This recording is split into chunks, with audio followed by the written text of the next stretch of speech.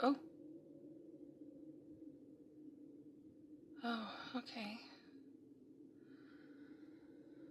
That was definitely the power.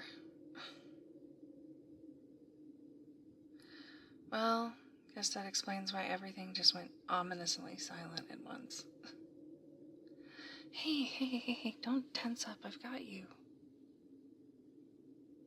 Yeah, I know, it always feels like the house suddenly wakes up when the lights go out. Like it's been waiting for the chance to make spooky noises and announce its presence. Come here.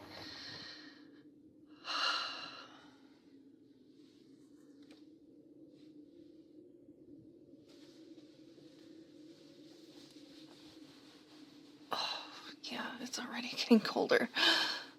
All right, emergency winter solution. Cuddling for survival. Strictly practical, very scientific.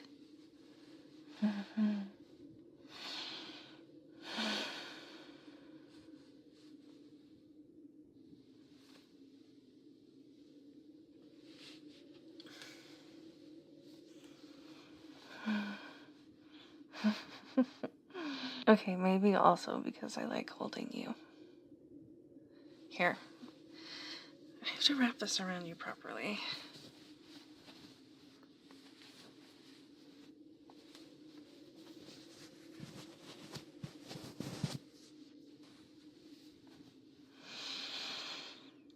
There, that's better.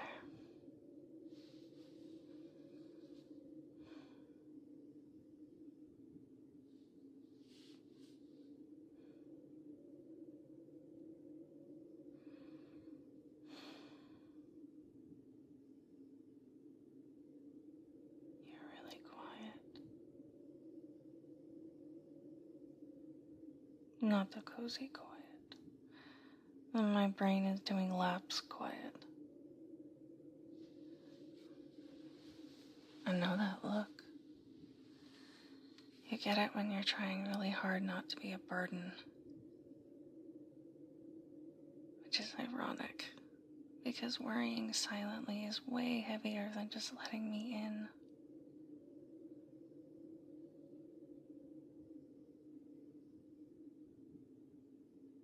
Holiday stuff? Yeah, that tracks. I swear, December has this sneaky way of dragging everything out in the open.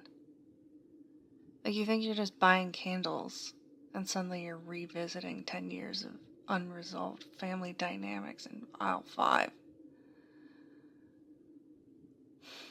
Come on, tell me what's bothering you.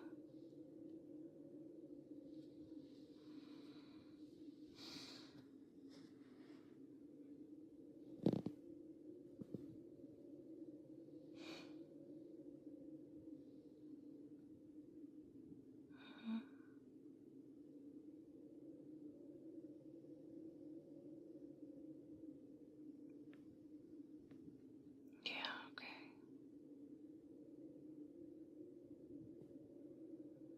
I can see why that's stressing you out. First of all, and I need you to hear this, you're not weak for dreading it. You're not dramatic. And you're definitely not the only one who feels like the holidays are less joy to the world and more brace for emotional impact. Families have this uncanny ability to push exactly the right buttons, don't they? It's like they installed them themselves when you were a kid and now they know the shortcuts. And then everyone acts surprised when being around them feels exhausting instead of comforting. You know what's funny? Every year people talk about holiday traditions like they're automatically wholesome. But some traditions are just Everyone pretending things are fine while silently waiting for someone to say the wrong thing. I once had a holiday dinner where my aunt decided, unprompted, to rank everyone's life choices. Like it was a sport. Careers, relationships, haircuts. Nothing was safe from this woman. And I remember sitting there, holding my fork like it was a weapon, thinking, wow, this is what festive looks like for some people.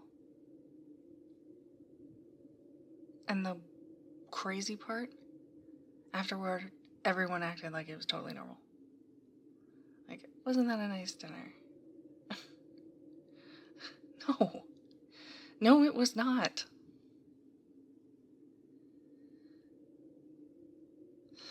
So when you tell me you're worried about walking into that kind of emotional minefield, I don't think you're overreacting. And I don't think you're overthinking it. I think you're experienced. And honestly, the fact that you're already thinking about how to protect yourself tells me that you've grown a lot from when I first met you. Even if it doesn't feel like it. Can I tell you one more story? Because this one makes me laugh now, but at the time, I once spent an entire holiday evening hiding in the bathroom, pretending to have stomach issues. Just so I wouldn't have to listen to another lecture about how my life was, like, off schedule and my priorities were all wrong. I wasn't sick. I was just tired. And I remember sitting on the edge of the tub thinking, why am I the one locked in here when I didn't do anything wrong? That was the year I realized something very important. Avoiding conflict at the cost of your own comfort isn't kindness. It's self-abandonment.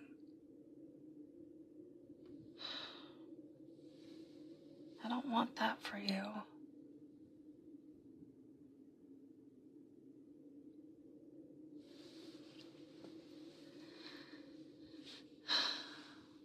Here's what I think might help. And we can take or leave any of this, okay? No pressure. Instead of trying to plan for every possible reaction they might have, what if you just focused on your limits instead? Not how to manage them, just how to care for you. How long can you stay without feeling drained? Which topics you're willing to engage with? When you give yourself permission to leave, emotionally or physically.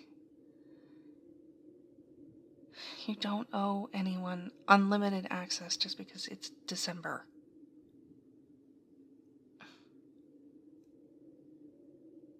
And if someone says something awkward or judgmental, you're allowed to let it land and then let it go. You don't have to correct them.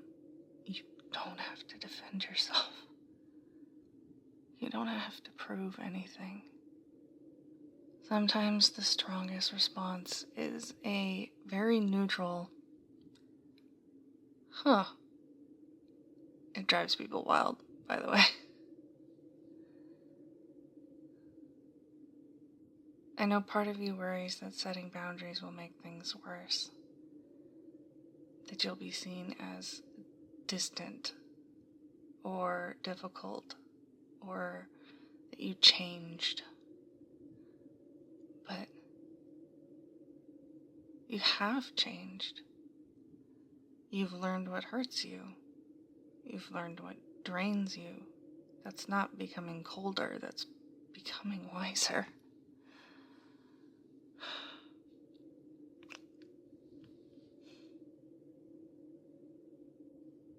Look at us right now. Power's out. House is cold. Suddenly we're very aware of what actually matters. Warmth. Safety. Being close to someone who understands you without needing you to explain yourself 10 different ways. You wouldn't apologize for keeping this blanket around you. You wouldn't freeze just to make someone else comfortable. Your emotional energy works the same way.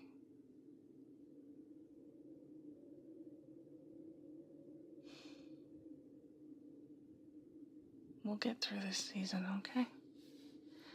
Not perfectly. Not without a few awkward moments. But together. And when it's over, we'll come back here. Lights low, blankets piled high. And we'll laugh about the ridiculous parts.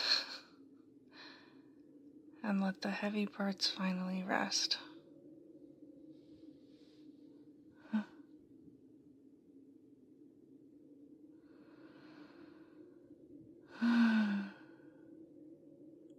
You're relaxing. I can feel it. That's it.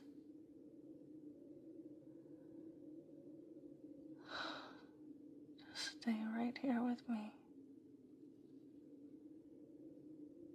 Nothing else needs you. Nothing else gets your energy. Just warmth and quiet. And the comfort of being held by somebody who loves you exactly as you are.